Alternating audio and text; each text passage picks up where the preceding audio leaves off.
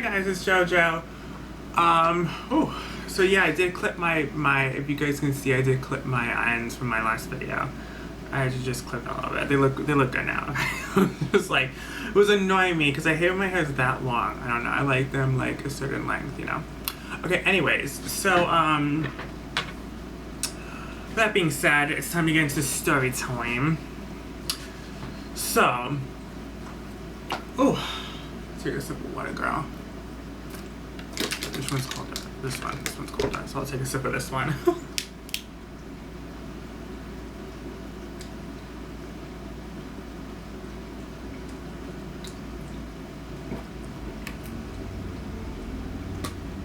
So. Girl. Okay. So, I was 24. This happened in September of 2015, right after my grandma's birthday. So I'm gonna give you like a little before, during, and everything. So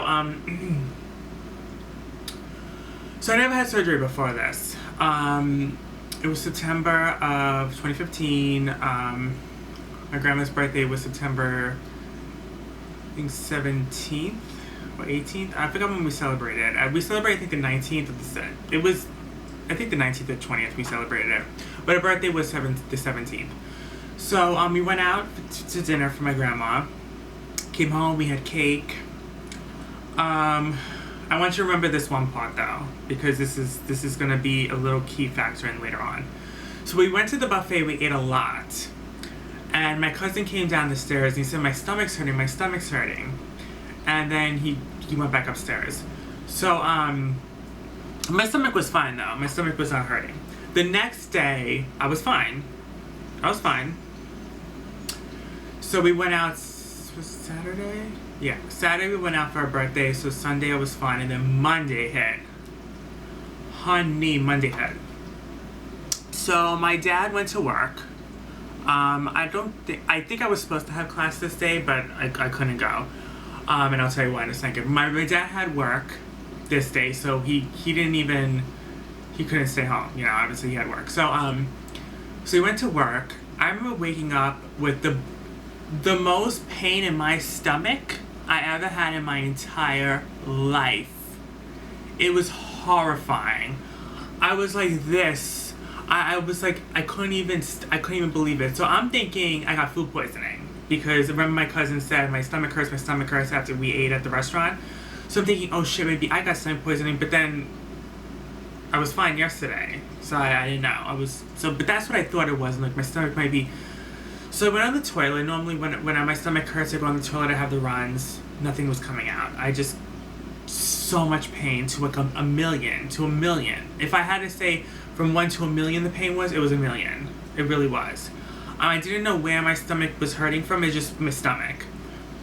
So, my grandpa came over, and I just like, listen, like, you need to take me to the hospital, because I don't know, something's very, very wrong here. This is not just a stomach bug. I just don't have a stomach virus, so my stomach hurts. This is serious. I started hysterically crying.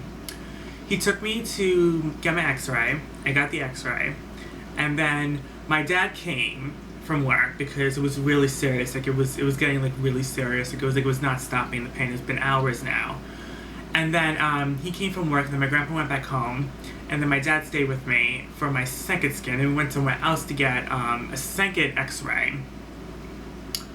And then basically they stabbed something in your arm. I don't know what it was. They stabbed something in my arm. It was in a dark room. And then I went into this machine, and they took the x-ray. I like laid down on my back, and like it was like something out of X-Men. Remember X-Men when he went into like the machine, like you know, with his back down, he was going, you know what I'm talking about. So that's what I was hooked up, and I did all that. Then I came out, my stomach, it wasn't stopping. At this point, I was like, getting like kind of used to my stomach being hurting like this, because I was like, oh my god, like it's just not stopping. Then I got a phone call, and I missed the call. I'm always missing the calls. It was the doctor.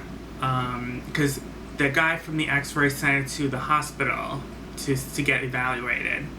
So they called me back. I was still in the clinic, the x-ray clinic, but they weren't telling me anything because the hospital had to tell me first, I guess.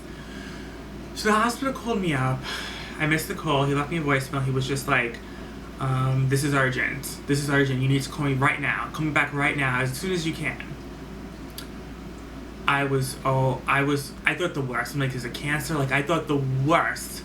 So I called him back. And I'm trying to keep my composure because I was like really nervous and really scared. And he just like, listen, your appendix is inflamed. You have a big red spot in your appendix and it's inflamed. And if it goes any further, it can explode in your stomach and you could get seriously hurt or die. So you need to come in. We need to get it removed ASAP. Immediately, I put my dad on the phone and I just started crying. I was like, oh my god, I thought I was gonna die. I never had surgery before, so he was like, you're gonna have to be under, going to surgery. I was like, oh my god, I was so afraid because I'm a hypochondriac, so I'm thinking, oh my god, I'm gonna go under, am I gonna die? I never been under before. I was just so scared. So then I called up my grandma who just died recently. I called her up. And I was like hysterically crying in the streets. She couldn't even hear me. She was like, what the hell are you talking about? I can't even hear you because the cars were going nuts, like honking and everything. I was like, Grandma, please. Like, I'm like, I have no idea. My appendix, something's wrong with my stomach. My appendix, it's inflamed. So she's like, listen, calm down. Because getting your appendix removed is the most easiest. It's the most common surgeries. It's not a big deal. You're gonna be fine. I was just like, no, Grandma, please, like, please. She was trying to calm me down, but I was a mess. So then my dad came out. He took me to the hospital. And this is when it probably gets really bad because the waiting. So they had me waiting in this really huge white room with bright lights. And they had me hooked up to IV. And there was just tons of patients in this huge white room hooked up to IVs, laying down on hospital beds. And I was like, oh my god, I got so scared. It was just really scaring me, like the whole experience. And I never experienced anything like this before. And then, of course, my mom died September 29th. And this happened September 23rd or 24th. So I'm thinking, oh my god, like, my mom died on September 29th. Maybe this is linked to that. I was just all in my head, right? So, I'm just laying there waiting and waiting and waiting. Hours. I forgot what time we went in. We might have went in at like 3, 4 o'clock. And we were waiting until like hours. Like it was like 9:30 at night when we finally got called in. But like, it was hours. So while we were waiting for hours, I couldn't eat anything. I couldn't drink anything, and I was starving and so thirsty, but I couldn't do that. And then my IV kept acting up because I kept bleeding. My blood kept going into my IV, and like looking at that made me even want to just die right there because that even scared me even more. So finally it was 9:30, and they wheeled me upstairs. And this guy came in. He was so fucking hot. Him being so hot actually calmed me down a little bit, but he was so hot. He's like, listen, I'm gonna be I forgot what the name is called, but he's like, I'm gonna be the one who's gonna put you under. I just want to ask you some questions. I'm gonna talk to you. I know you're very young now. You're only 23, 24, so that's really good. I know this is the first time you're under, so let me just tell you what's gonna happen. You're gonna go into the room in a few minutes. Of course, you should go to the bathroom. Use the bathroom now before you go in. You're gonna go in. You're gonna lay down. I couldn't even understand what he was saying because I was looking at how hot he was. But he was just basically like, listen, like, I'm gonna tell you to close your eyes. You're gonna count to 10, and then you're gonna go under. And then it's gonna happen so fast. I was like, what happens if I can't go under? What happens if like something goes wrong? Because I watched that one movie called Awake, and he went under, but he was subconsciously still awake, so he felt everything. So I was just thinking about that movie, and he was like, no, that's not, trust me, like, no one, does never happen before in the entire life of living. Trust me, that's not gonna happen. So yeah, so he wheeled me in, and I laid down, and I don't even remember. That's it. That's all I remember. I don't remember him even telling me to count to 10. I don't remember a damn thing after that. I just remember him laying me down, and that was it. I don't remember him putting the shit in my IV. I don't remember nothing until I woke up an hour later in the hospital room in the dark after the surgery. So the surgery went well. Of course, they wake you up and they're like, you know, the surgery went well. You did good. Everything went well. Blah blah blah. Right. This is when it gets from bad to worse. Okay. So, so they told me I couldn't eat or drink or something. I forgot what they told me. They said I couldn't drink prior, but they didn't say I couldn't drink after the surgery. So I was drinking apple juice. I was sucking on ice. I still couldn't eat. They did tell me that. But I didn't know that I couldn't drink either. Like, they weren't supposed to be feeding me liquids either. But they were, which I was, at the time I didn't realize it. But now, like, I'm like, yeah, they shouldn't have been giving me the apple juice and stuff like that. They shouldn't have been doing that because of what happened next. So when you go under, if you've never been under before, your body still is in sleep mode, or still you're awake subconsciously, but your body's still numb to it, and it takes you a couple hours to wake up from it. So even if you're awake, you're really not awake. So I actually have to use the bathroom right now just talking about it. But I really had to pee really bad, and it's because of the apple juice and the beverages they were giving me, which they shouldn't have given me until after I started, till hours later when, you know, the anesthesia leaves your body. And I really had to pee, and I couldn't pee because your body's asleep basically, so you can't pee, you can't do anything. So I couldn't pee, and I had to pee so bad. It was torture. It was more torture than my stomach. With my appendix, it really was. And of course I couldn't even move because when you're right out of surgery, you have the bandages, it's still very fresh, so you're bleeding a little bit, so it's like I'm like trying to hold my composure and I can't pee, so I'm like getting up. They tell you should walk a little bit after you have your surgery, so I'm walking a little bit, but I have to pee so bad, and I can barely move because of the huge cut on my stomach that took out the appendix. So this is when it gets really explicit. So if any little kids are around, stop watching. 18 and younger, stop watching. Stop watching the video right now. Stop watching it. Stop watching it. I just hit myself in the nose. Oh my god. Stop watching the video. Stop watching the video. Warning, warning. Okay.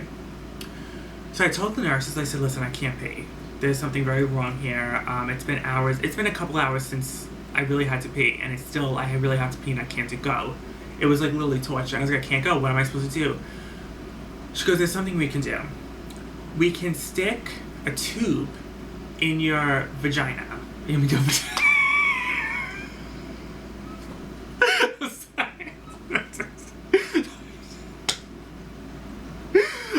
sorry. I just said that.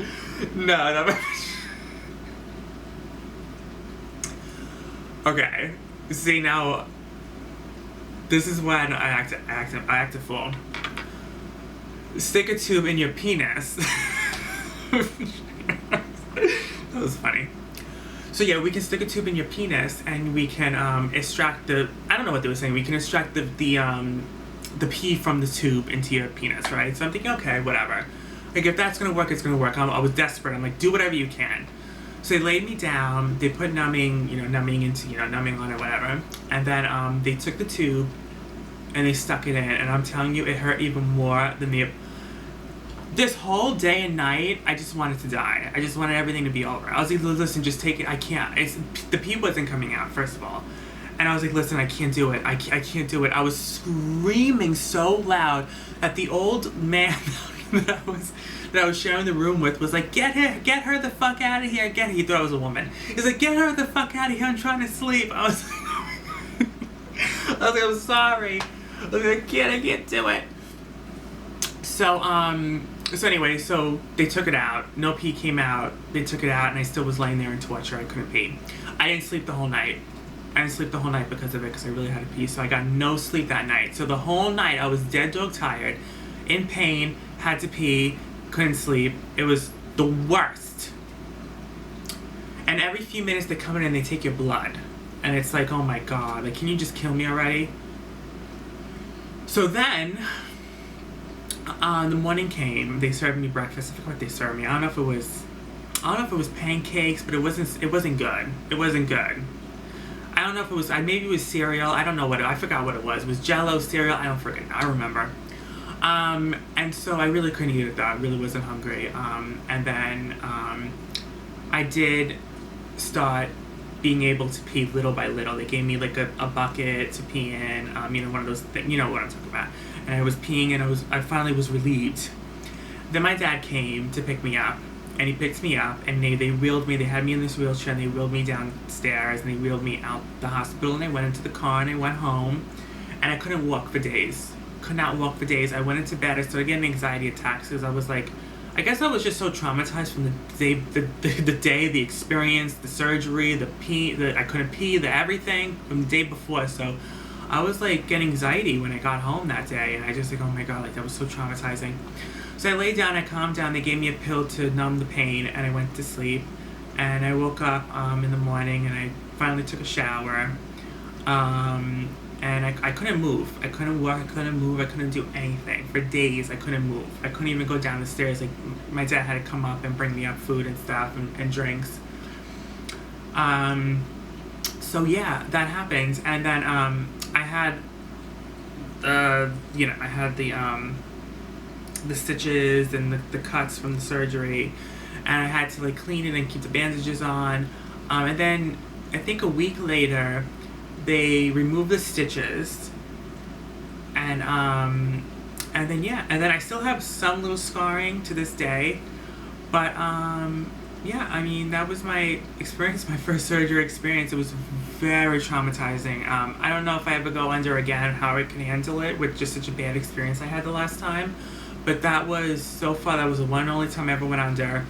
And yeah, it took me about a month to fully heal, like fully, like be able to walk and be able to like really move the way I want to move. You know what I mean? So yeah, that was my story time.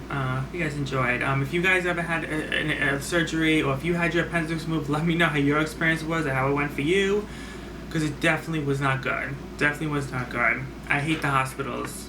That's why my grandma was like, I don't want to go to the hospital, I don't want to go to the hospital. And I don't blame her, because, oh my god, the hospitals are horrible.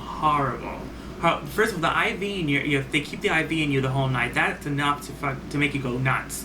Because I hate anything in me like that, and it was like a needle in me 24/7. It was horrible. Anyways, yeah, so I love you guys. Hope you guys enjoyed this story time, and I'll see you guys in the next one. Bye.